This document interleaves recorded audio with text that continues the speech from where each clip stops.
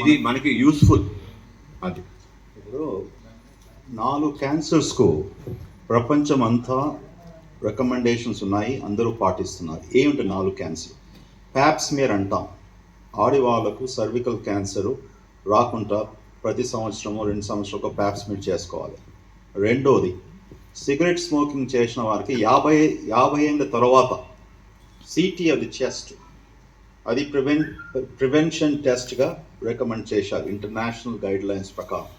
మూడోది, కోలను మరి rectum cancer రాకుండా 45 ఏళ్ళు వచ్చినప్పటికీ కొలనాస్కోపీ చేసుకోవాలనేసి ఇది ఇంటర్నేషనల్ అడ్వైస్. బ్రెస్ట్ క్యాన్సర్ నాలుగోది, మెమోగ్రఫీ అని మనం చేస్తాం. అంటే బ్రెస్ట్ ఎందుకు చేస్తాము? ఎర్లీ డిటెక్షన్ ఈ బ్రెస్ట్ మెమోగ్రఫీగా చేసుకోవచ్చు.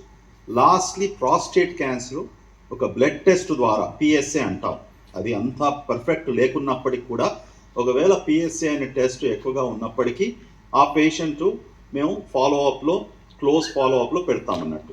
ఇటువంటి 4-5 క్యాన్సర్స్కు ఆల్రెడీ ఎగ్జిస్టింగ్ ప్రివెంటబుల్ టెస్ట్ ఉన్నాయి, కానీ ప్రజలు అది అందుకోవాలి.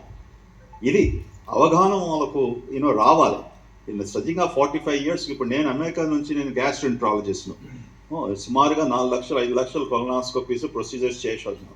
ఇక్కడ నేను ఇంట్రడ్యూస్ చేశాను కాంటినెంటల్ హాస్పిటల్ 2 years బ్యాక్. ప్రతి ఒక్కరు పేషెంట్ మా దగ్గర వచ్చినప్పుడు నేను చెప్తాను, అయ్యా మీరు 45 ఏళ్ళు అయింది, మీరు స్క్రీనింగ్ కొలనాస్కోపీ ఒకసారి చేసుకోండి. కానీ మన దగ్గర భయపడిపోతారు, ఎండాస్కోపియా కొలనాస్కోపియా అలాగే. అంత అయినప్పటికీ కూడా మేము మా రికార్డ్లో రాస్తాం, ఈ రికమెండేషన్ చేశాము, తర్వాత మీ ఇష్టం అనేసి. కానీ ఎంతోమంది ఇప్పుడు ఎట్లాగా మేము ఇది బాగా ఎంఫసైజ్ చేస్తూ వస్తుంటే ఇప్పుడు సుమారుగా 5 పేషెంట్ చూస్తే 3 తప్పకుండా కొలనాస్కోపీ చేయించుకుంటున్నారు. ఎందుకంటే కోలోరెక్టల్ క్యాన్సర్ చాలా బాగా పెరుగుతుంది ఇండియాలో.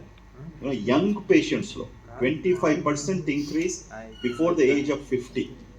దాని కొరకు మేము ఇది ఇలాగా అడ్వైస్ చేస్తాము. అది తర్వాత ప్రజల ఇష్టం. Okay, that's very important. Apart from the blood test, already ఈ క్యాన్సర్స్కు మంచి ప్రివెంటివ్ టెస్ట్స్ ఉన్నాయి. అది సరిగ్గా చేసుకున్నప్పటికీ ఎక్కువ ఖరీదు కాదు. You can prevent the cancer.